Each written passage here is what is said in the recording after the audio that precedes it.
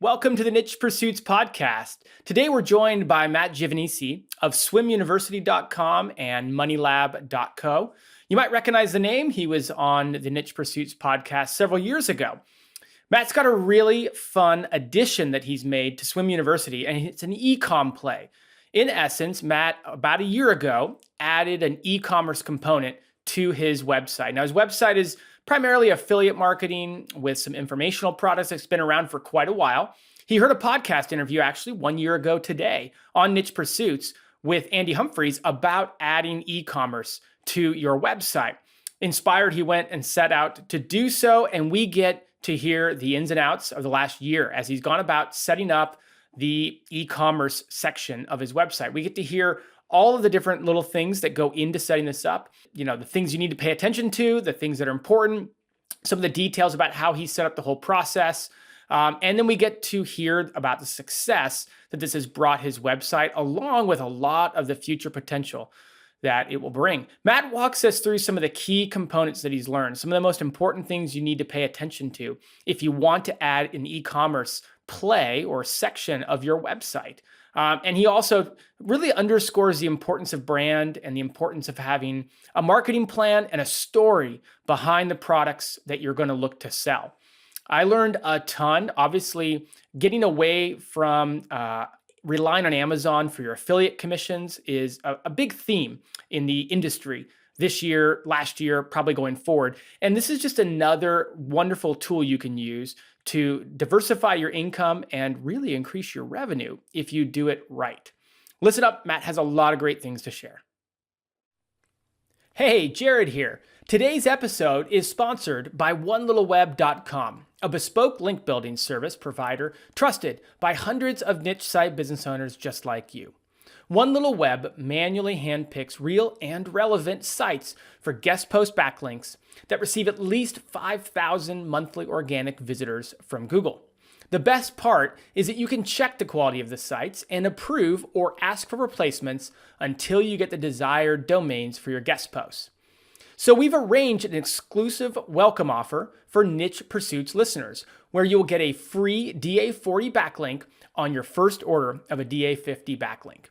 So again, you'll love One Little Web because A, they guarantee guest post backlinks with 5,000 plus monthly organic traffic sites. B, they let you review the sites beforehand and approve them. C, they write a 1,000 word, well-researched content post for every single guest post. So go to onelittleweb.com/niche pursuits to claim your free DA40 backlink today. Again, that's onelittleweb.com/niche pursuits. Been frustrated with your Google traffic lately? Are you tired of tools that make you search through millions of keywords and require a math degree to figure out? There's an SEO tool called Rank IQ that can help. They're ranked number 1 on G2 for both ease of use and customer satisfaction. Rank IQ gives you a list of the lowest competition, high traffic keywords in your niche, and they are all clear winners. When you choose one of their hand-picked keywords, their AI takes over and gives you a simple report telling you what Google wants you to cover in your blog post. Whether you have a new site or have been around for a while, Rank IQ will take your Google traffic to a whole new level. Go to rankiq.com/niche pursuits to lock yourself in at 50% off their monthly rate. I'll put this special link in the episode's description.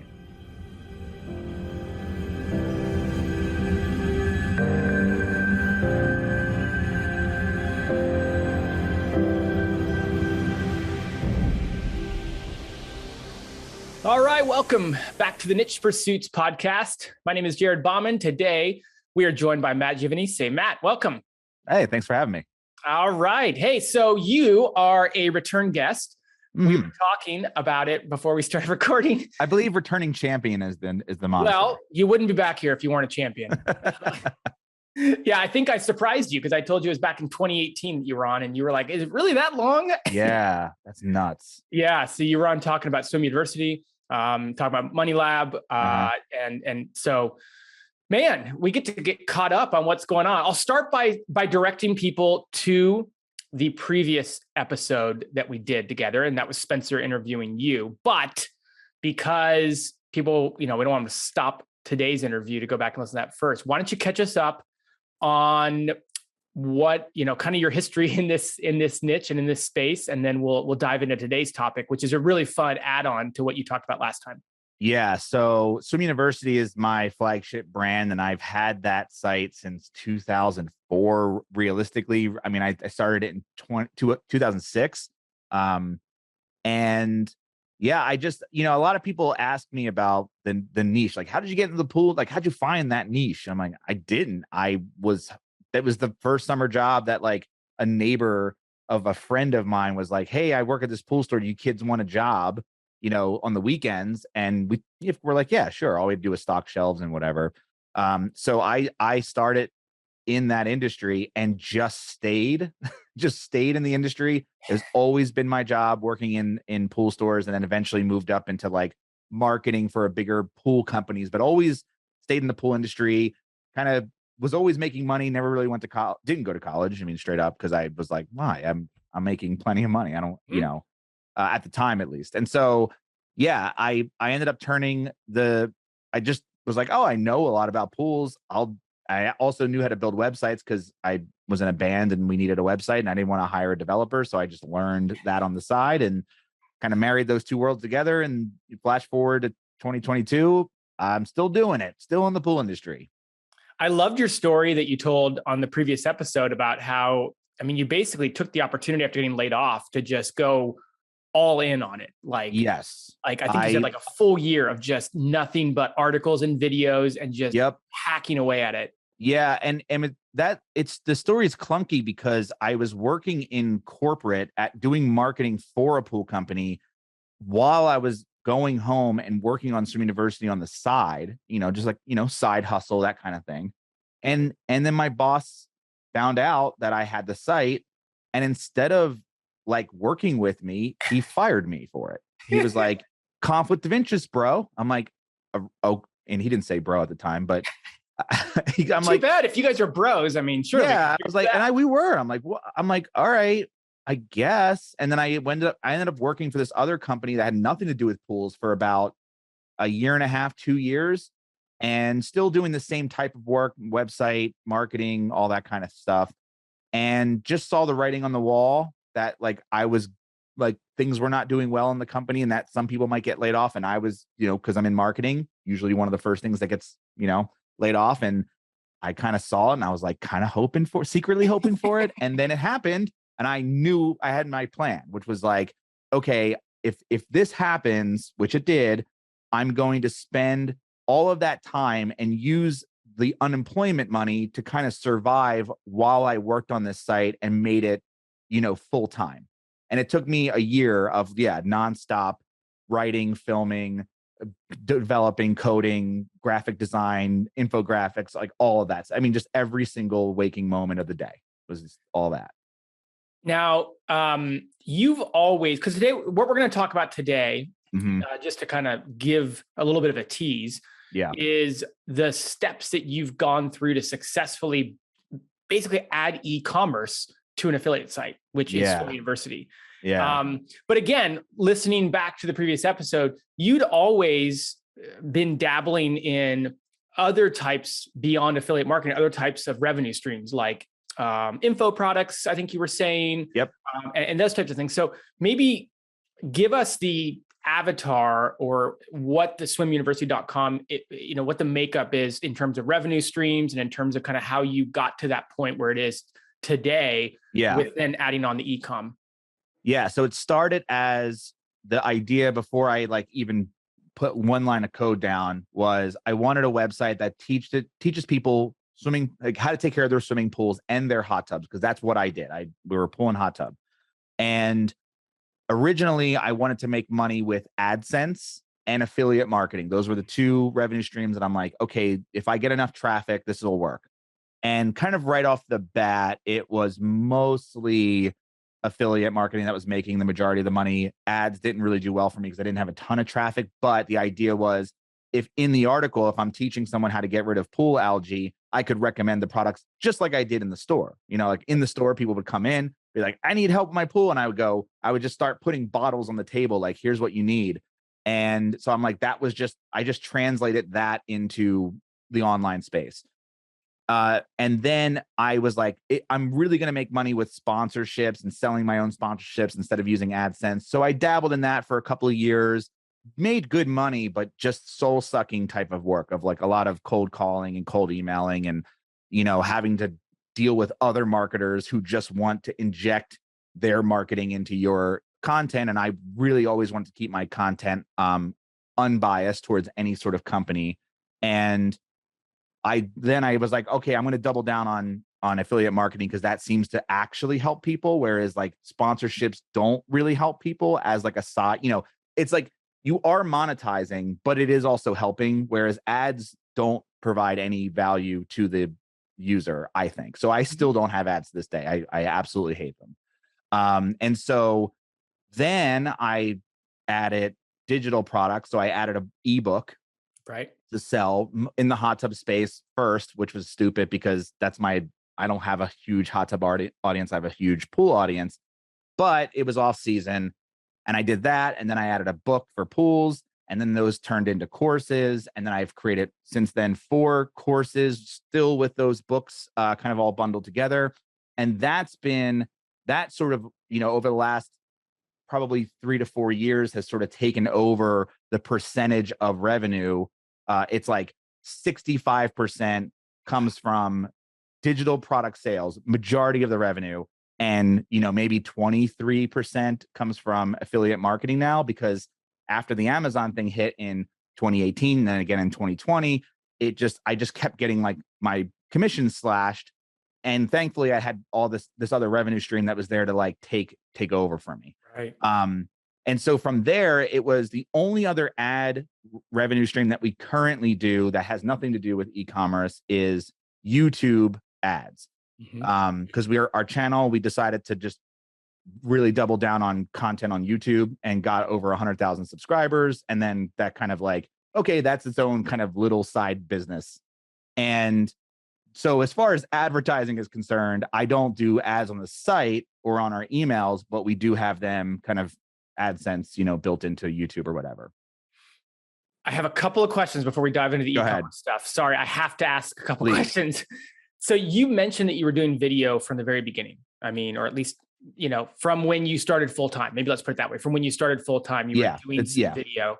Mm-hmm. And was this because I got the impression that when you went full-time, and it's like, maybe for context, what year did you spend that full year on Swim University? I believe it was 2011.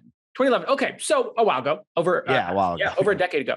That was before video was, what it is today, right? Oh yeah. So when you were making video, like what compelled you to make video and how did you use it? Were you publishing to YouTube or were you using it in different capacities? And then how has that evolved into, and you kind of led me to it, but how does that evolve into where YouTube plays a role today for your website? Yeah. So I was always into video my whole life. So, I had editing software before before cards. Like I would have an old fashioned camcorder with the like the RCA cables. And I had a video card that you would have to like plug in, and I would do editing on the computer. And I did tape editing before that, just for fun. In high school, I would edit videos and play cassette tapes in class, for different events. So I've always been really interested in editing and video stuff. Like I've always done it. And so when it came time when I had enough free time to actually go to a pool and film, because I couldn't do it, I was working all day and I didn't want to work on the last thing you want to do is like you want to work on pools for your day job all day. And then after that, you're working on pools again. And so I didn't do videos until I was full time, but I've always had that bug and always had that skill. And so I knew, and no one was doing it. So I was like, well, I like video. I learn via video, I don't like reading that much. So I just went, I think this is where everything's going to eventually go. Right. So, cause I guess I'm a visual learner. So, it just worked for me. And, yeah, that's what I did. And I did it really aggressively early on, and then took a very massive break from it.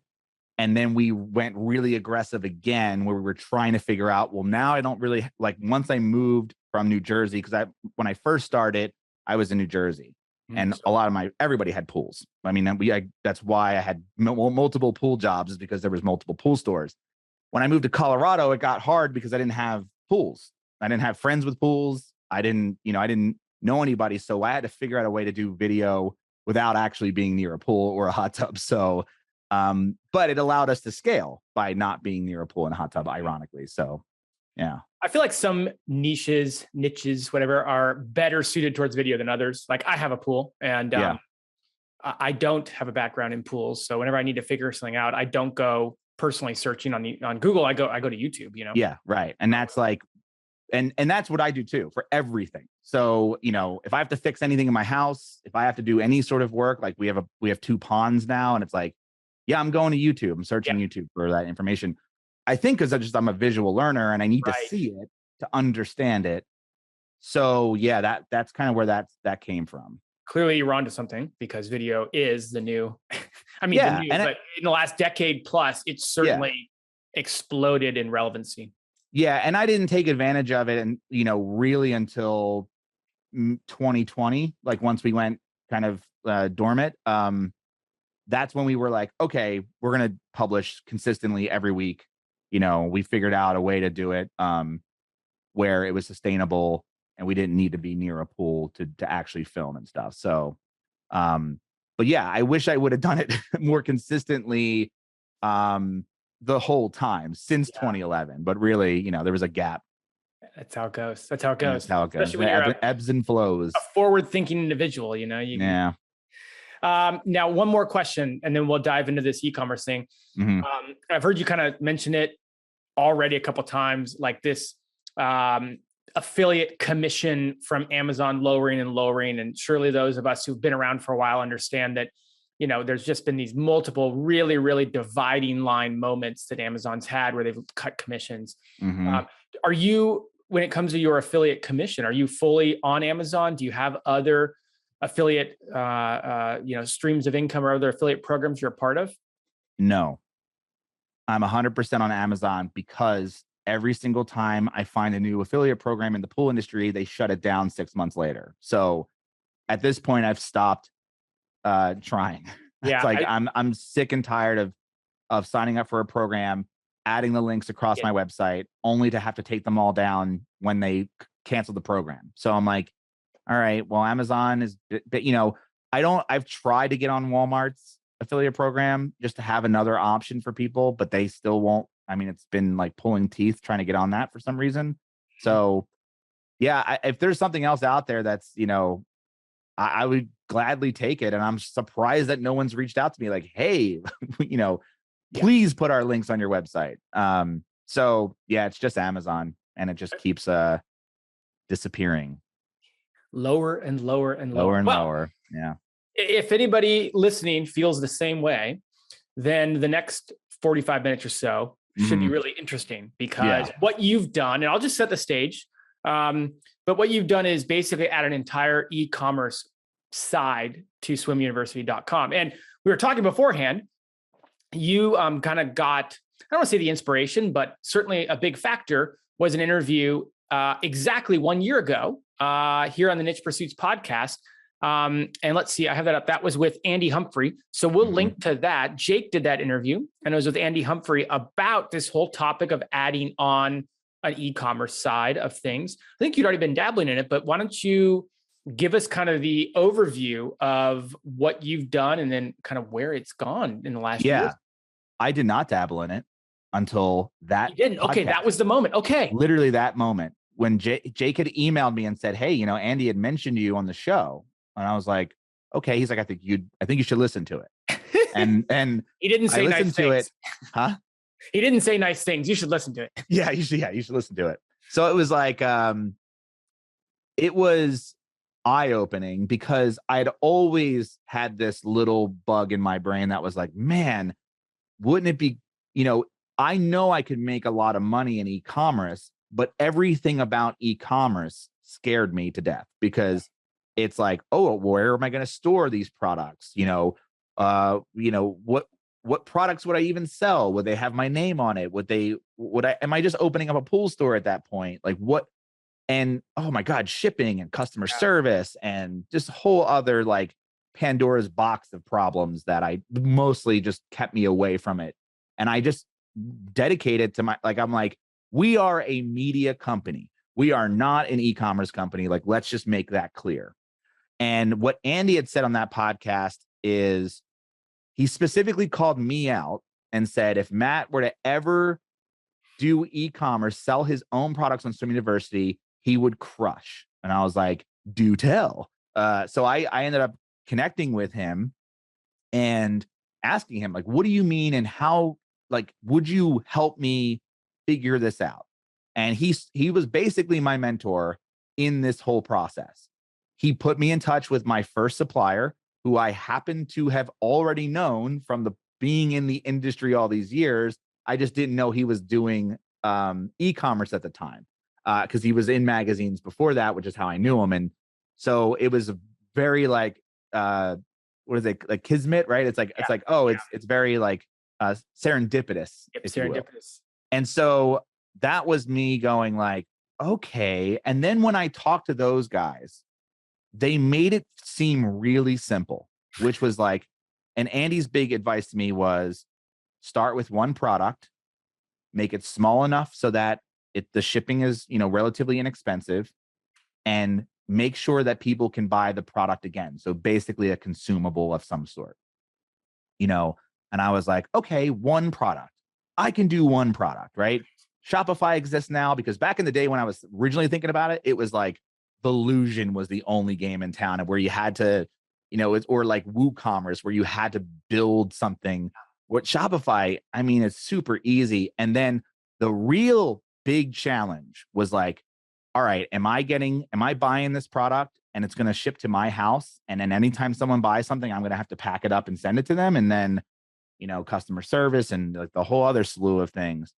Well, talking to these people, you find out that there are solutions to all these problems because everyone has these same thoughts. And I just wasn't researching. I didn't know anything about the world. And, I found this company called Deliver with 2 R's, which just got bought by Shopify. So they're a fulfillment network. And then the guy who I'd worked with to get the product from, he sourced everything. He had everything ready to go. All I had to do was create a label and do my own marketing. And I'm like, well, that's what I do. That's my bag, baby, as a famous international spy once said. So I decided to like, okay, how much is this going to cost me? That's like the other thing too. Like and really, how much am I going to lose is what the way I thought of it. This is like walking in your mind. It's like walking into a casino. It's like, okay, 100%. How much money am I going to have to spend? Really though, how much am I going to lose? Yeah. And people were like, well, you were investing. And I'm like, yes, I know, but I just had to think of it that way because what if this fails? The investment was $5,000. Okay. I was like, I can swallow that pill. That's not bad for me.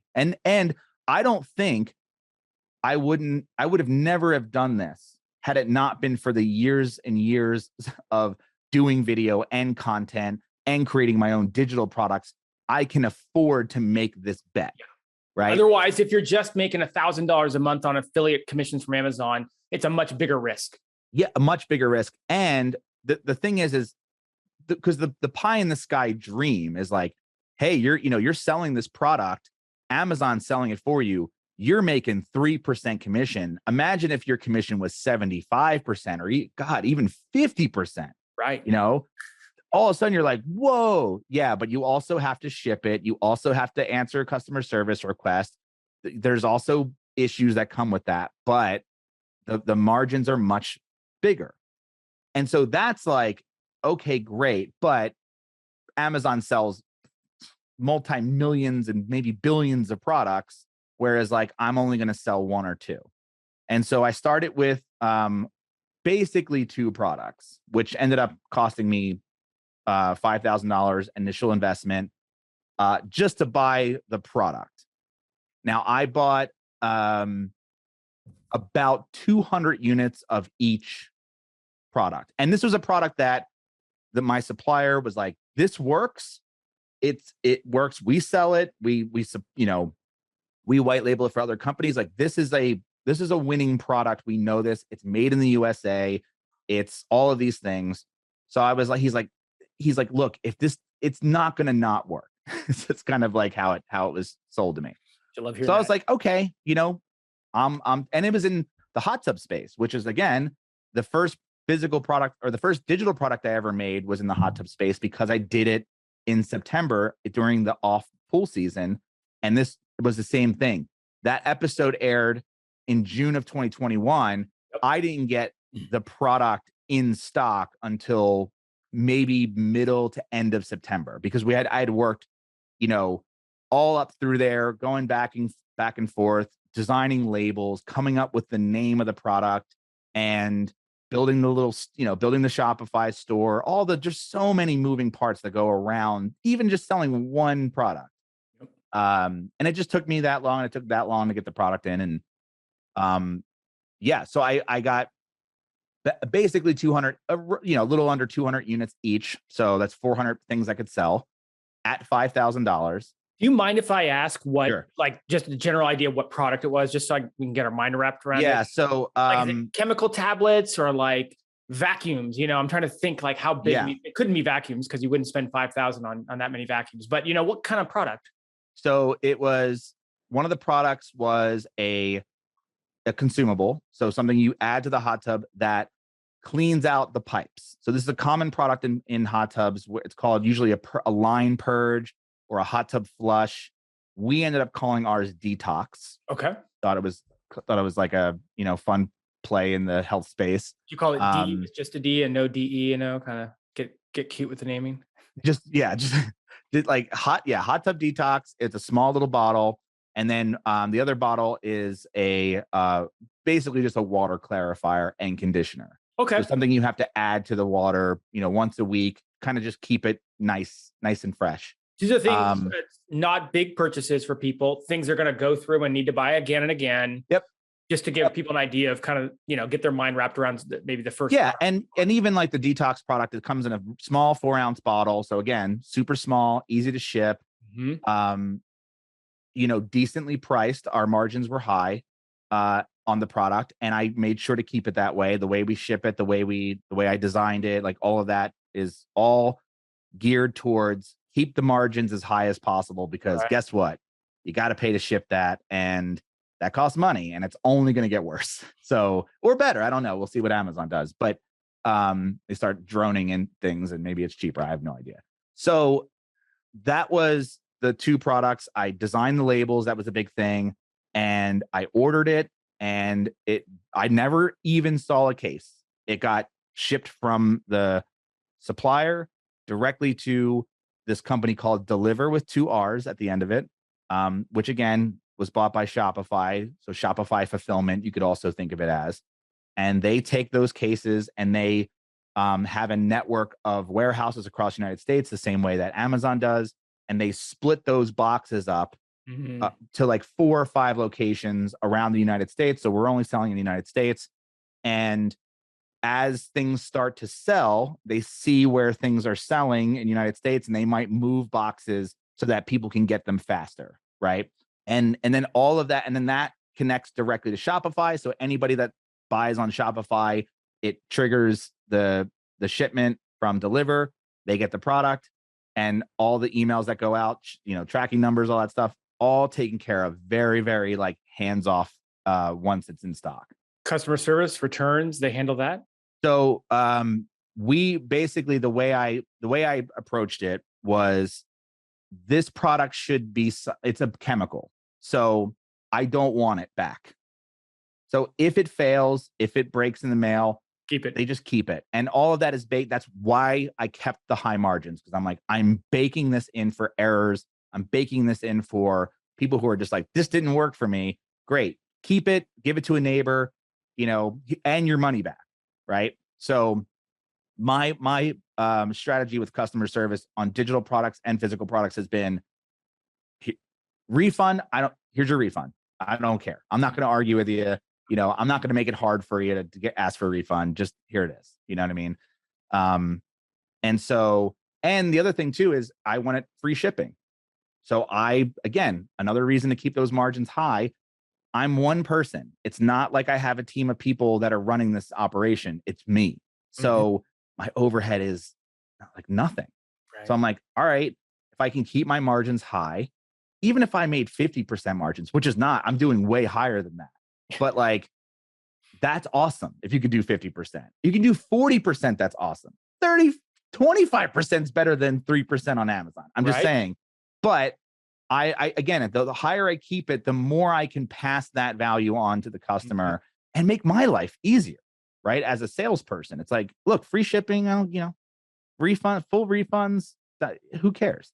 And if you you also like don't have to deal with any of the logistics, and I don't have to deal with it is as easy as selling a digital product that I've found so far. So to kind of like move forward in the story process is I, got it all set up and did a couple videos, never put them on YouTube, didn't advertise there yet.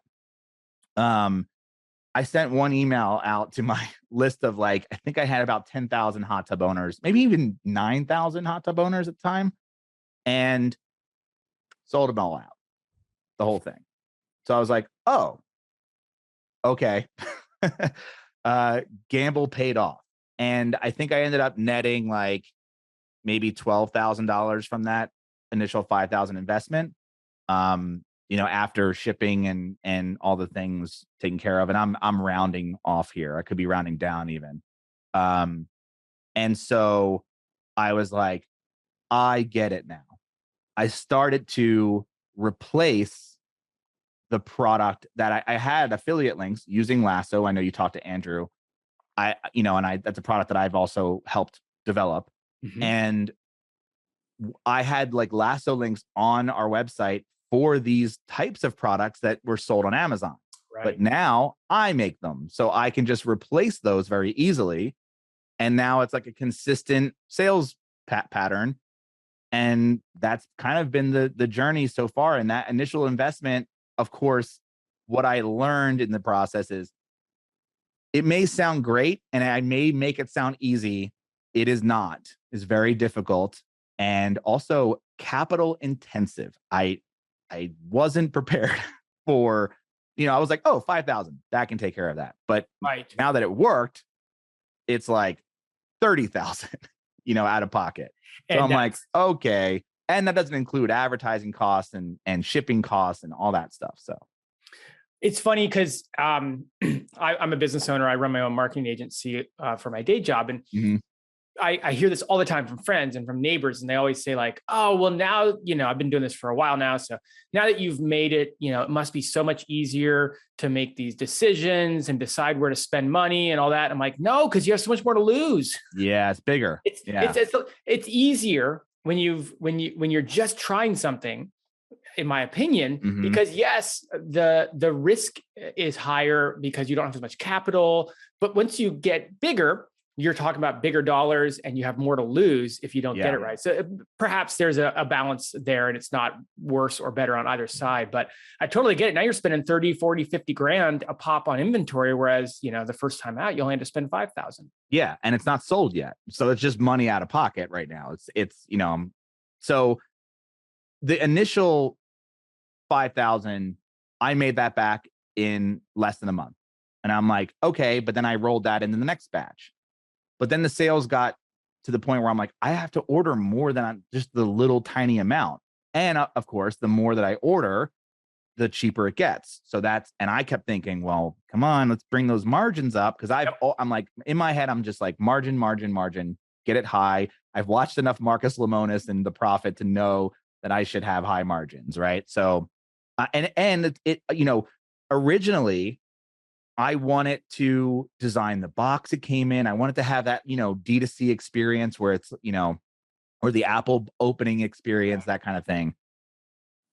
I'll tell you, I still want that. Like deep down inside, as a marketer and as like a designer, I still want that. But it just eats into the margin. And then I think, well, is that really gonna make the product better? Is that really like, does the customer at the end of the day really care about the box it came in? And I think I'm like, no, I don't care I just want to open it and use it. That's all I want. And it's cool that the box is nice, but I don't think of the company any better, or I don't buy more because of so there's like things in marketing and just product development where I didn't cut corners, but I was like, what's the cheapest but most like good looking way to ship this and display this, without whatever. Yeah, you're kind of 80-20 in it, Yeah. trying to make 80% of the gain with as little work as possible, or a little money as possible. Yeah. And it's been all of that at first I was like excited about, because I just realized this is what I did when I was running pool stores. That's kind of what I did. I did retail for years, did marketing for retail. And I'm like, I've avoided it ever since I started my own business. I've been kind of behind the computer, never really wanting to do e-commerce. And now I'm like, oh, all of my retail marketing knowledge kicked back in. I'm like, oh, I know how to do this. Yep. The thing I didn't know how to do, which I wouldn't say it bit me in the ass, because I was very patient with this process, but it was inventory management, logistics. I don't know any of that stuff. I don't know any of it. So I had to like take a little kind of mini crash course on like, how do you calculate safety stock numbers? Mm-hmm. How do you know when something's about to run out that you should order more, and the lead time that it takes to get that, and so that you're never out of inventory? But the first time I sold out everything, and I waited until it was sold out before I ordered more. And then, supply chain issues during the, thing, the global break that we had, I guess, is a light way to put it. It was like I couldn't get product for like 2 to 3 months. Right. So I'm like, but, my suppliers were more upset about it than I was, because I'm just like, well, it just gives me time. Like, all right, I did the test. It worked. It gives me time to like breathe and really think about this. Like, I'm about to spend a lot of money. What's my game plan? I don't care that I didn't have product in stock, even though people were emailing me about it. I'm like, hey man, supply chain issues. Don't worry about it. It's coming, and now things are back in stock, and I've started expanding the product line a bit more and working with more suppliers, but I'm still, again, one person. So it can get out of hand very quickly, but right now I'm answering all the customer service, which there really isn't any, thankfully. And I'm designing all the labels, and I'm setting up the Shopify, and I'm editing the videos and the graphics, and I'm running the Facebook ads, and I'm running the Google ads. So it's like, I need enough breathing room to be able to do that. So I'm starting small and growing at my own pace to get there. I have so many questions to ask. Okay, sorry. I can talk. Oh no, you're fine. Yeah. You can see me taking notes. Yeah. I'm looking down, I'm taking notes.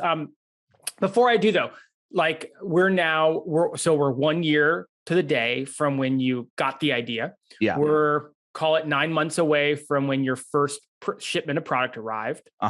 In September 2021. Mm-hmm. Maybe just give us where you're at now. How many products do you have? What kind of volume are you doing per month? Yeah. And then we can dive into some of these maybe more detailed questions. So I got more product in like December, still a small order, sold out of that. Got another shipment in, still small order. And March was the month, just this past March was the month where I was like, okay, I have 3 products.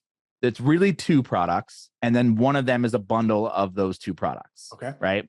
So there's 3 SKUs in the system. And I got really aggressive in running Facebook ads for the month of March.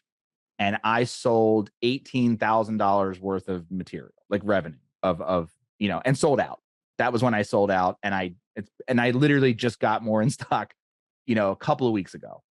That month was the month where I realized, oh my God, that's a big number. Like 20,000, like we're roughly, close to $20,000. Now, obviously, that's not what I take home, but you know, that's more than I made in Amazon commissions that month.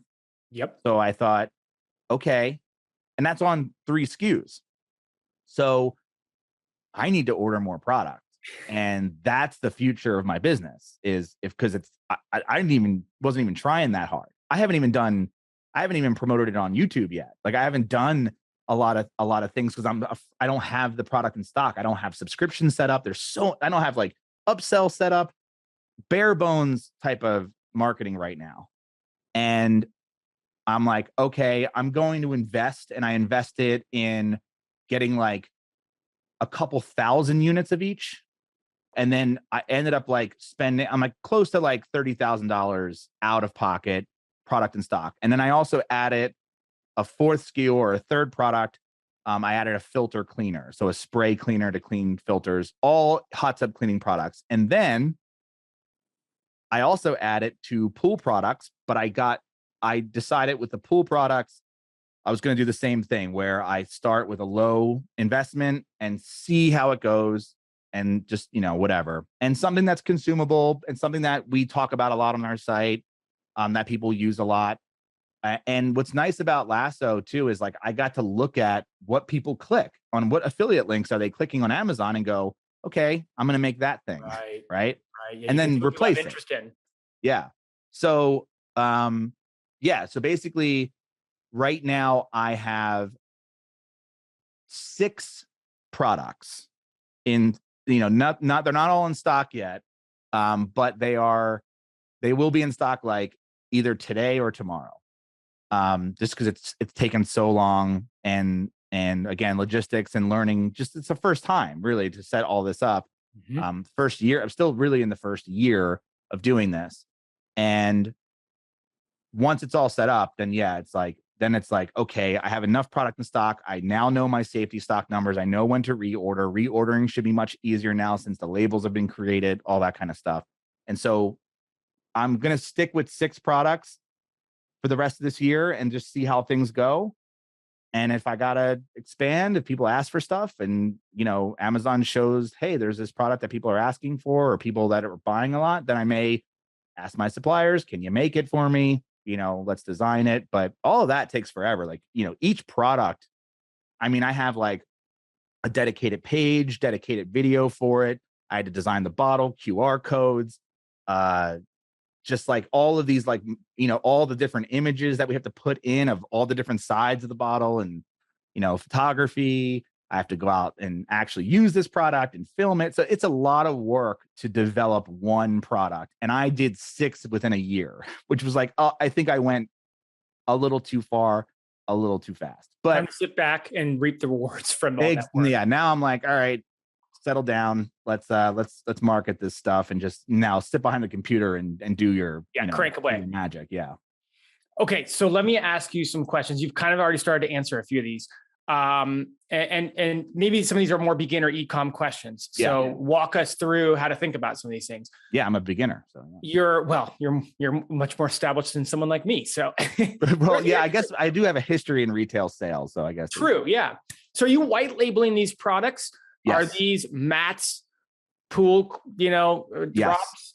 They are. So are they branded like the Swim University, or did you go with a different brand? Swim University. And why not go with or can you elect to sell a brand, but just through your own store rather than through sending someone to Amazon? Maybe walk through all those different decision points. I thought of that. I don't want to sell other people's brands, because then people are loyal to Swim University. People come to trust Swim University. I've built over a decade's worth of trust with my readers, subscribers, all of that. And so putting my name on the bottle, or the Swim University name on the bottle and that's the part I like. And I think people are, because I have imagine you have you're reading a site and there's an affiliate link for, a bucket of chlorine or something. But when they click the button, they get taken to Amazon, and everyone trusts Amazon already, right? So even though my commissions are low, they're more likely to buy. Like the conversion rate is high, commissions are low. And so I thought, well, if I were to just take that product, which again, I'm buying at wholesale now from that company, which they have to make money on because they white labeled it from another manufacturer, So I'm like, I'm just a retailer at this point. So now it's like, well, when they click the button, they're not taken to Amazon, they're taken to the same site, but it's like, oh, well, okay, I guess this site sells this product too.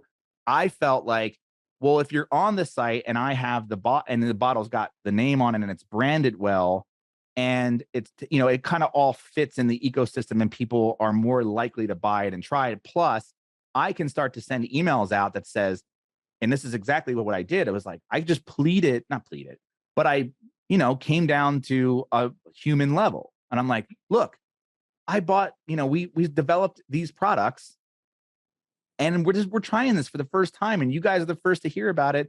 And I want to know what you guys think. And I appreciate you guys opening our emails and it allowed us to start to offer you not just our education for free, but now we can offer you something that can literally help your hot tub, like in a physical way. And that is like, it's priceless. That kind of marketing is just like, is excellent. And that's the way I've always done things. So to me, that's the way I wanted to do it. And it kind of like creates a little moat for myself, right? I'm not just like, I don't have to compete on price. I don't have to worry about some other manufacturers suggested retail price of like, you have to sell this, water clarifier at our price. You can't sell it cheaper.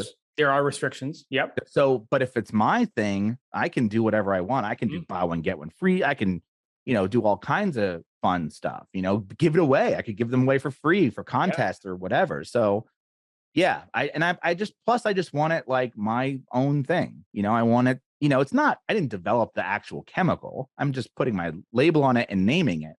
But that was the way to start. Well, and it makes sense because that's the big thing about Amazon, right? Like, the conversion rate on Amazon is so high because the trust is there. And so that's the one argument that you can still have about sending traffic to Amazon. And so if you're going to sell a product and take it away from Amazon, you're going to lose that trust factor. And so if you don't have, we'll call it a significant uptick in margins on the same product, then it's not going to be worth it. Because if I can buy, brand name pool cleaner at Amazon and buy brand name pool cleaner at whatever website, like it's going to be a lot lower conversions on that random website. So you said, hey, I'm not going to try to play the margin game here. If we're not going to recommend people to Amazon, we're going to recommend people to a completely branded experience and product, and then rely on the brand to overcome any of the trust loss that might come from not buying on Amazon. Did I kind of sum that up right? Yes. And I also want to slowly develop. It's like, hey, you not only are you buying our product, but you're kind of entering into our philosophy of care. Right. And I love that idea of like, I can trust the people who make the product because they teach me how to use the product and other things. Right. So of course I'm all in on that. Like, I can name a bunch of examples. Like I love the Sunday model, which is a Get Sunday. Like it's a company here in Boulder and they do lawn care, but it's like, it's their products. And I'm sure it's just white labeled pesticide that you can get or white labeled lawn seed that you can get somewhere else. But they also educate you on how to use it. And there's this whole ecosystem, like you're buying into their program, right? Same with like I've been doing barbecue and I've been watching these meat church videos that they're putting out on YouTube and they're super informative and they sell the rub. And I'm like, well, I'm learning, so I'll just take the rub that they're using, like whatever.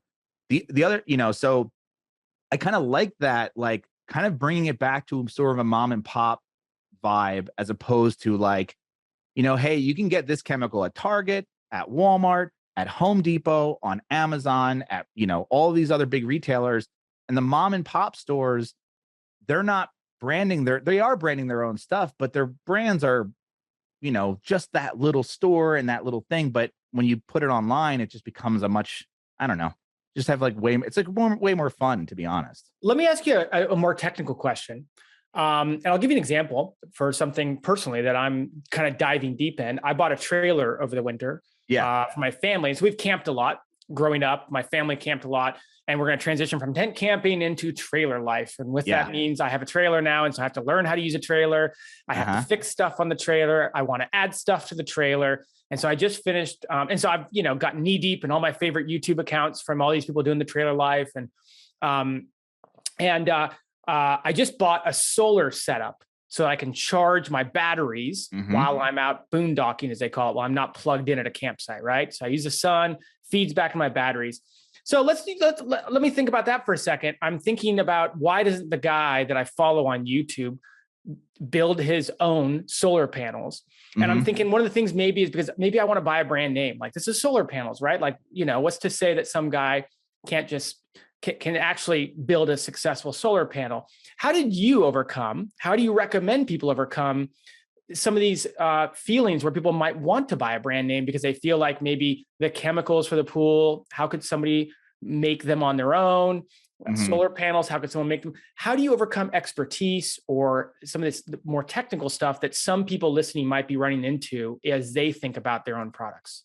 Well, in the pool industry, there are no brand loyalty in chemicals. Yep. No pool owner gives a shit, to be honest. Like, they just want whatever works, whatever pool store is closest to them, whatever they sell, fine.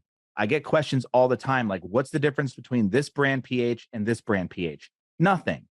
It's the same stuff, right? It's soda ash. It is not, it's a commodity. Same with chlorine. Like, there are manufacturers that make, that have different formulas for the most part. And they're sold in big stores, but no one is brand, like they don't have a loyalty to that brand. And like, is that playing to your advantage? Is that playing to your advantage here, you think? Absolutely. Okay. And I think it's what I've decided is I want to make that a thing. It's never been a thing. So why can't I do that? Like, it's like I look at all these D2C brands, and it's like, yeah, I'm buying Allbirds shoes now, and because I like them. And it's like, okay, I don't give a crap about shoes. Whatever shoe looks good and fits. But now I'm like, I find myself being loyal to these brands because I just like the shoe. I like the experience. I like the education around it. It feels better to me than it is to go to Zappos and just buy whatever shoe, right? So, I mean, that's a weird example, but yeah, I think it does play to my advantage a little bit. And I kind of want to turn it into that. I want people to feel like, look, I'm here to take care of you. I helped you with your pool. I'm going to help you clean it with the gear. Now, as far as like the solar panel example, right? Can the guy who's educating you about the solar panel actually build his own solar panel? That would be difficult, right? Because there's probably a good brand out there. And what is he going to do? Just white label it, which you could do, right? And that's easy to do, which is what I did. But that's just the beginning. Like, I took easy products, consumable products that I could white label that I don't have. I'm not a chemist, so I'm not going to formulate it myself. I'm not going to hire a chemist to formulate something myself. But when we start getting into more like cleaning products or something else that we decide to do in the future, I definitely want to be more hands-on in the actual like creation of it. The way that, if you're familiar with Pat Flynn and Caleb Wojcik and them doing the Switch Pod, like they designed that. They worked with a design team, but it was like they created something out of nothing, basically. And just an idea. That is eventually what I want to do, just for fun, really, right? Yeah, just play around. But to get started in like, can this be sold? Can I have a business with this? White labeling was the easiest way to do that. And yeah, so sky's the limit at that point, and it's I think the Meat Church example was like, and I found them after I had done this already. And I'm like, That's perfect, right? They're not selling the grills. They're not selling, the big expensive thing that they're cooking on. They're selling the like little things that, can enhance the flavor, or, the pellets that go inside a grill. Like they're not, it's something that's really easy and consumable. And that's their, and I'm sure they sell like aprons and all kinds of like paraphernalia when it comes to smoking and grilling and stuff. But really they could just get away with having a little consumable brand of rubs and sauces and pellets and be like, I'm good. That's good for me. Keep pumping out the content where you're teaching me how to, smoke a brisket and teaching me how to, barbecue pork ribs. And I'll just keep buying your stuff as long as you're providing good content and value and you're using your sauces and your rubs in video. I'm like, that's the best. So maybe my example, a better way to put it would be, don't sell the solar panels, but create an app that tells me how to use my solar panels better, or, something like that. 100. Yeah, that's one way to do it. Or like it, so I also run a homebrewing website and YouTube channel, right? And I'm not going to compete in selling electric kettles and these big fancy things. I'm not going to develop my own yeast, and I'm not going to sell, commodities like grain and hops and all that stuff. Right. But there are still like little things that could be developed that help within that process. And it's thinking about the way that I would think about if I were to go into that business at all, I would think, what's something to start with that is relatively small, consumable, and every home brewer needs, right? And it could just be, canned wort as for making yeast starters. It could be, like some weird adjunct, like a hop oil, or, something like interesting and new and small enough, or like a yeast nutrient. And these are really like fringe examples because that's just what I'm into. Same with like, the solar panel idea, which is probably more relatable than what I'm saying. But it's like, I would start to think in the trailer space, like maybe it's not the solar panel, but maybe it's a water filter to hook up so that you can have potable water. Yep. When you're out boondocking in your case, right? So, or maybe it's tablets that clean water. Yep. You start going down that. No, I love what you said. I want to repeat it so everybody hears it. Small, consumable, and everyone who goes to your website, your brand has a need for.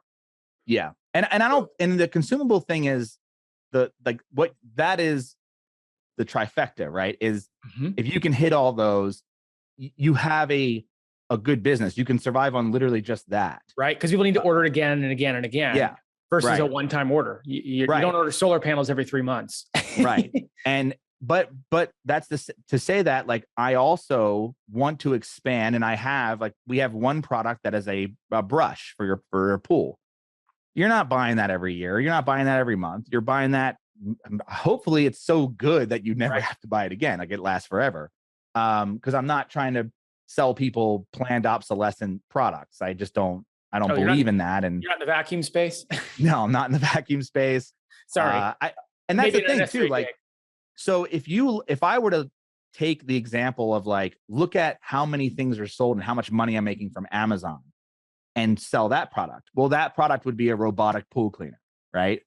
And in the case of the solar panel example, that's a hard product to make, right? Yeah. You could white label something, which we're back to that game. Huh?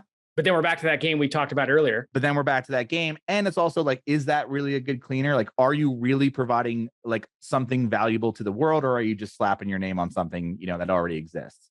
And I think that's the thing that I'm starting in that world of like, I'm just slapping my name on something that already exists with the intention of growing into, I want to make better pool products. Right. You gotta crawl before you walk, before you run. 100%. So do I plan on making a robotic pool cleaner? No, there's robotics companies that do that, and that's what they're going to do. I don't need to sell that, but if they want to partner with me and we develop something new and unique together, and it has, both of our brand names on it, that's a different story. But then again, you're locked into a partnership, and that's not what I'm interested in. What I'm more interested in is let those companies, those big companies that sell those hundreds of dollars of products, do their thing, because that's what they do. And let me just create the small, the paraphernalia, the consumables that help, and maybe not even the ones that are like I said, in the home brewing space, I'm not selling grain, I'm not selling hops. In the pool space, that equals to, I'm not selling chlorine, I'm not selling baking soda, I'm not selling things that you can buy literally anywhere. I want to sell things that, are not extra chemicals, but are just supplemental and helping. And I don't need it to be this like massive, big pool. I sell everything to do with your pool. And I'm kind of, I just want to sell the things that are like, it's the same with like Meat Church. Like, I just want to sell you the rub, right? Well, and I again, as we start to kind of close out and bring us all back, like one of the big things that I'm picking up on that it makes sense. I'm in marketing. It totally makes sense, but I want to just like double down on it because I've heard you talk about it in so many different threads and so many different angles. Like, you're not just selling a product. You're not just going out and white labeling a product. You're creating a story. And it's really about the brand and the marketing that is perhaps leading to the success of this e-commerce play, because you're not just going out there and, we've talked about it, taking a product that is already being sold on Amazon and reselling it. You're actually going out and taking a product and putting your brand on it, but then you're creating a story around it through the things you're doing, like the videos you create, the branding that you do, the way that you talk about the product, emailing a list of people that already is involved in your story, and then making this a part of the story. Like, I think that there's a lot of perhaps your success that does come back to this approach you're taking. And I just want to make sure everyone kind of hears that, because you've been talking about it throughout the whole hour that we've been here. And that's got to be a big factor in what's led to the success. Well, one of the things that Andy had mentioned on the podcast was, why is it that I would crush, right? It's because I already did all the hard work of building an audience and building trust. I already did all that. So now it's like, well, they already want the thing from you. The way that I looked at the product is, I thought to myself, I'm going to be one of the, like, if you bought something on Amazon, right? Any product for your pool, you are never getting a follow-up email on how to use it. You are never getting any sort of education around how to use it besides the video that are embedded on Amazon, and you have to manually go back to that. We don't sell our products on Amazon. We only sell it on our site. That is intentional, right? I don't want to deal with Amazon. I don't want them eventually stealing my idea and identity, which they will do if I'm successful. What I wanted to do was not just provide, because we're a media company first. So it's like, look, I can sell you this thing and it's got instructions on the bottle, but I'm going to follow up with you and send you videos on how to use it, how to make it, like how to use it effectively, how not to buy it from us every 5 seconds because you didn't know how to use it the first time. I'm going to show you step by step on how to do it, plus how to take care of your hot tub in general, right? So I kind of feel like it's not just a physical product. It's a physical product, yes, with a story and with support that you don't have to ask for. It just comes with it. It's almost like a bonus. It's like a bonus product in a way, but it's just digital. Which I love. Yeah. Because having a pool, if I could get a product that actually had a how-to guide with a video. Yeah. Right. Just one. I mean, all it takes is like one follow-up email. With a human who looks very approachable and like he actually cares about my success instead of a robotic voiceover. Yeah. It's like, yeah, exactly. Yeah. I got two related questions for you here. What percent today now, what percent of your revenue, you talked about your revenue at the beginning being, kind of 65% or so on your own products versus, so what percent now today of your revenue is this eCom play? And then of that percentage of your e-commerce revenue, what percent is ad related, meaning generated through the ads you talk about versus maybe through your own site or through your own email address and those sorts of things? Good question. So this will probably not add up to 100% because I'm kind of rounding off. I'm putting you in the spot. It's okay. Just I did all this work yesterday, and they're like, it's 7.8% or whatever. But roughly we're at about 60% comes from digital products, like huge business for us. And that was not the case 2 years ago. 2 years ago, 30%, and Amazon was way higher, like 70%. Now we have 60% there, maybe 25% on Amazon. And then e-commerce and YouTube have equaled out to about 10%. Okay. Right. That I'm pretty sure that does not equal 100%. But yeah, e-commerce is low right now because I literally haven't had product for 2 months. And I really sold most of my product when I got it in March, sold out. And like that was the big, I think in March I sold a little over $18,000 worth of product. And we had some product in stock in May, and I sold like $6,000 worth of product. But I didn't have everything in stock. I only had 2 products in stock, and I didn't do any marketing because I was afraid that I would sell out, or I would, I don't want people to see things that are sold out when I'm marketing. So I was like, I'm still waiting for it all to be in stock before I like really put money into ads. But we're spending about, I want to say maybe $50 a day across Facebook and Google.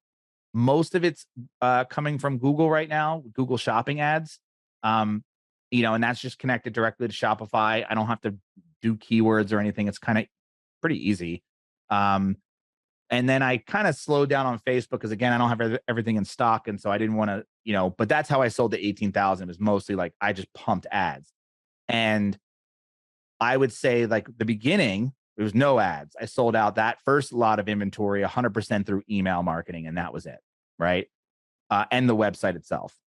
Now, this year, it's been mostly ads because I haven't sent an email because I'm too afraid to send an email. I feel like, I mean, the email, I feel like that's all based on the trust that you've established and the brand, Swim University brand you created. But I mean, if you're selling these things out just from ads, from the copy and from the videos and from the branding you've created, I cannot even imagine what's going to happen when you actually go full tilt on your email on your emails and on your website and these sorts of things. And again, we haven't even put any videos out on YouTube, which we have a huge following on, because we're worried. And they're following you, not just a swim brand. They're following Swim University. They trust you. I can only imagine if someone's willing to buy your product off of an ad, oh my goodness, what's going to happen when you throw a couple of videos, pump this thing on the front page of your website, send out some emails? I mean, we have not done marketing really yet. You know what I mean? It's like, I really haven't. Well, that's why I can sense in your voice how excited you are about this. And I feel like I finally get it now.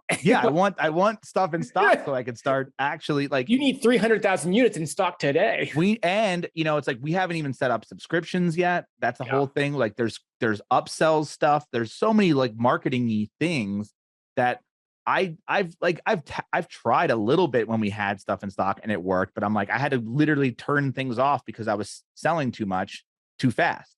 So I'm like, okay. And again, I'm not an expert in Google ads. I am not an expert in Facebook ads. In fact, I would say that I suck at paid advertising.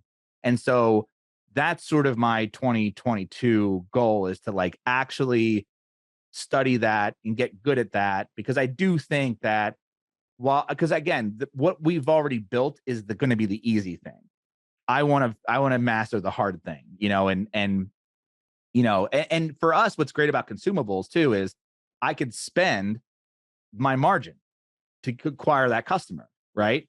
So if my margins are high, which again, that's always the case, it means I could just spend more on Facebook or on Google to acquire that customer, because once they buy once, then it's just me sending them the email to buy again and again and again, and increase my lifetime value of customers, not just on the digital side, but now on the physical side. And those two things are now married, which is great, because we only have one product for hot tubs in digital space. Once you buy it, that's it. I get no more money. There's no lifetime value. It's like it's locked in place. But now with consumables, I don't even know what that's going to be. It could be upwards of, my product is only like, $100, $50 if you can get it for 50% off. But now it could go up to $1,000. Yeah, I have no idea, so that's like, it's so future. And so like, it's fun to think about. And I think the last thing that I kind of want to say is like, I'm trying to make it, again, one person. I like my life. I try to keep it, not stressful. I think stress is what kills people early. And so I'm not trying to build this massive business. I'm not trying to hire a bunch of employees. I want to do this just by myself for the rest of time. It's like my full on retirement plan. And, again, just helping people one at a time. And yeah, trying to keep it as simple on my stress levels as possible. Yep.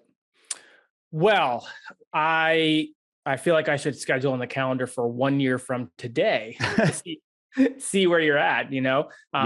What an accomplishment from 1 year ago when you heard Andy and his podcast interview to where you're at now.